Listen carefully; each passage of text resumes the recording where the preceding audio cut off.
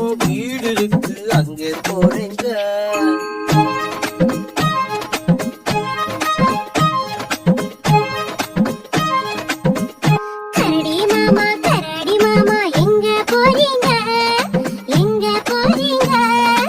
ஆத்து பக்கம் வீடு இருக்கு அங்க போறீங்க.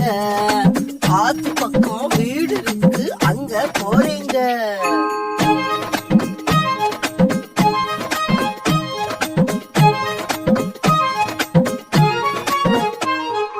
போகும் வழியில பசி எடுத்தா என்ன செய்வீங்க? என்ன செய்வீங்க? ஆத்துக்குள்ள மீன் இருக்கு பிடித்து உண்பீங்க. ஆத்துக்குள்ள மீன் இருக்கு